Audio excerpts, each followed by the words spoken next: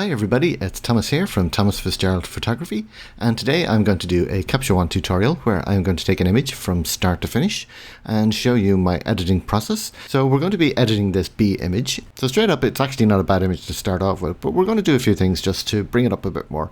So let me start by adjusting the crop.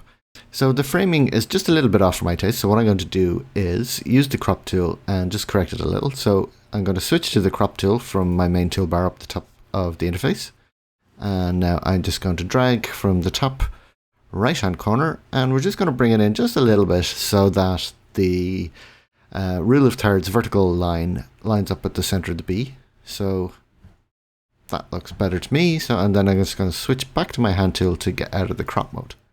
Okay, so straight away that's better. So the next thing I want to do is I'm going to tweak the colors a little bit, because it's not bad, but there's a little too much kind of green going on, and I kind of want to warm it up and make it a bit more orangey. So what we're going to do is we're going to switch to the color tool. So on your tool tab, switch to color, and we want to use the color editor. I'm going to select the yellow section here, and I'm just going to change the hue just a little bit, just so we're bringing in a bit more orange. Okay, so something like that. So we can show what this looks like before and after by holding down the Alt key and using the reset button on just on this one tool. So if I hold down the Option key on the Mac or the Alt key in PC and just click on this, so I can see before and after. So I like that better now because it's a little bit warmer and it's kind of taken the yellowy green color out of it, because it looked a little bit kind of almost sickly. So next thing we want to do is I want to put a bit of a vignette in here, just kind of to focus the attention in on the bee. So to do this, rather than using the vignette tool, what I'm going to do is I'm going to create a layer and use the gradient tool. So there's two ways you can do this. You can create a new layer and then switch to the gradient tool and draw a mask, or you can actually just, if you select the radial gradient mask and start drawing, it will actually create a new layer for you. So I'm going to draw this out kind of in an oval pattern, and I'm just going to move it down a bit. And then what I want to do is I'm going to drag on the outside line, because I want this to be quite soft. So I want the fall off the mask to be fairly soft so that we're not kind of getting any hard edges on our vignette. Okay, so now to do our darkening, there's loads of different ways we can do this, but I'm going to start by just dragging the brightness down slightly. We don't want to do this too much.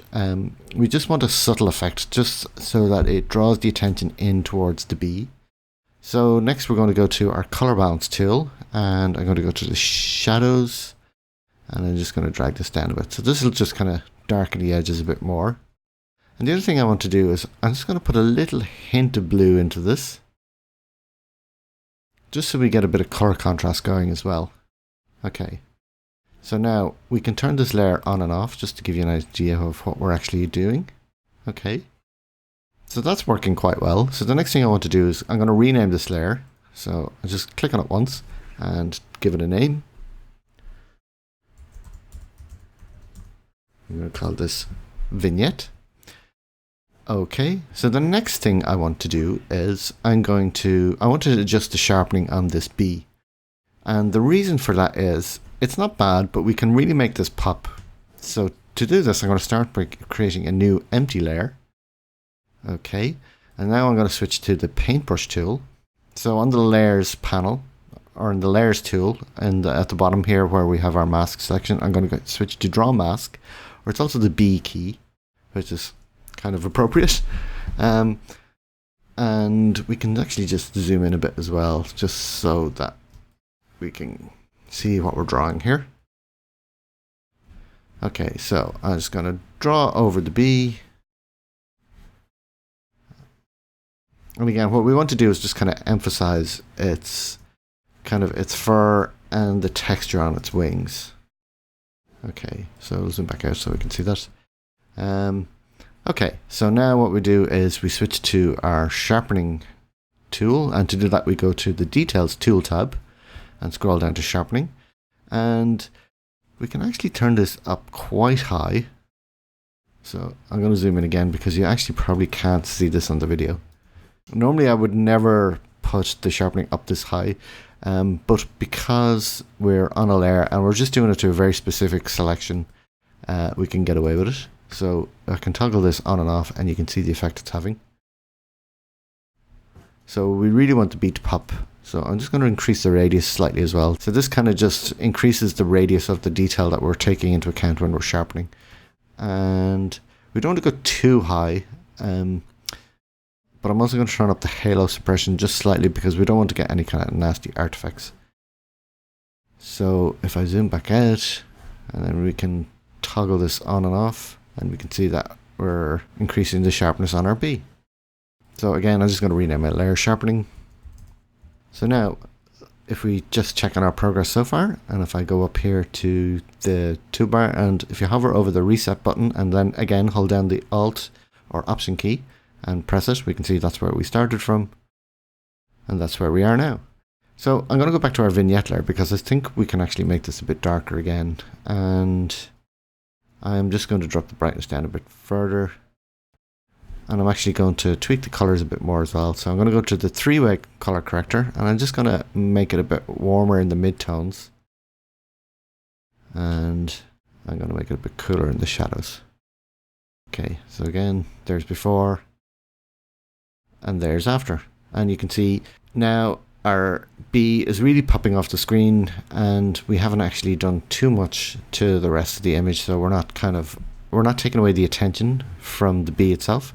So one last thing, I'm going to go back to my sharpening layer, and it's going to zoom in again so we can see this, and this time I'm going to go to the exposure tool tab, and I go down to clarity, and we're just going to increase the clarity and the structure a bit on this as well.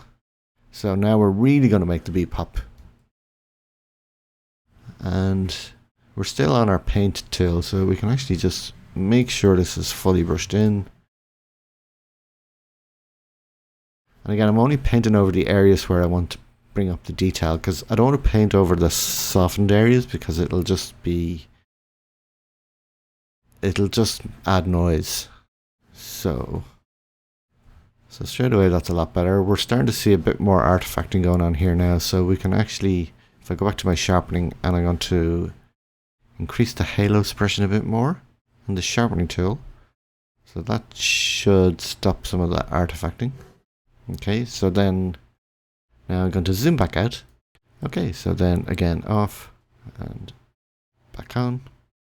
And again, it's going to be hard to see this on video, but I will show you the fully exported image now so you can get a better idea.